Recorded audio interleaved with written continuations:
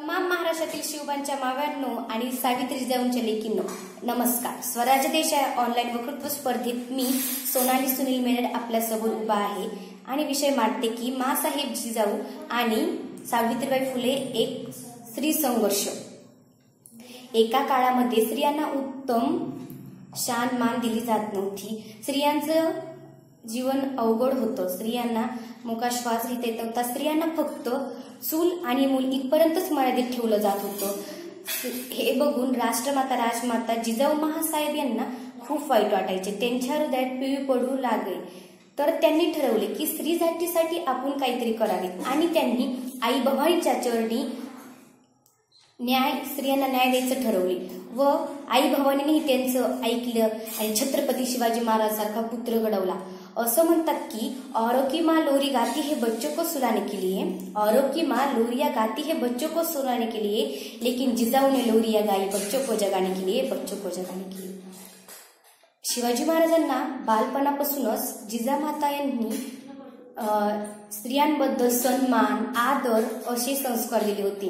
त्यामुळे शिवाजी महाराजांनी अत्याचार कमी केले आणि स्त्रियांना मोठा श्वास घेता आला।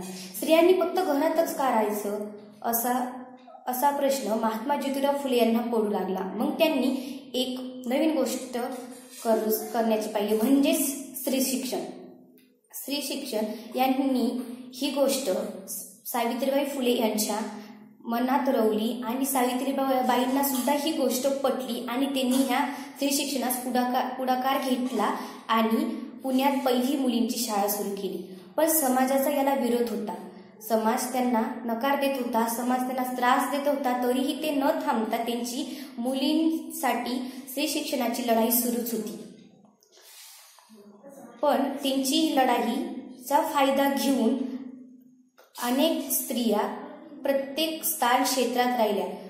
आज कल्पना चावला अंतरावर जाऊन पोहोचली, तिने आपल्या भारताचे नाव उंच केले। याचबरोबर अहिल्याबाई होळकर, झाशीची राणी सिंधुताई सपकाळ, इंदिरा गांधी अशा अनेक स्त्रियांचे नाव अजरामर आहे।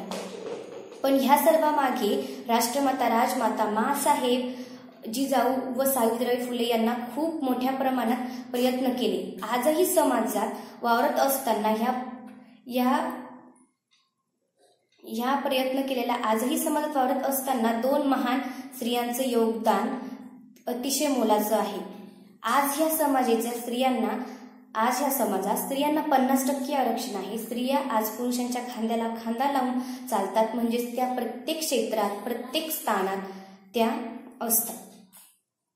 एक अतिशय मोठा स्त्री संघर्ष करून राष्ट्रमाता राजमाता जिजाऊ आणि सावित्रीबाई फुले यांनी खूप मोठं योगदान मोलाचं योगदान केलेलं आहे। त्यांचं हे योगदान पावलोपावली चालत आहे आणि कायम चालतही राहील।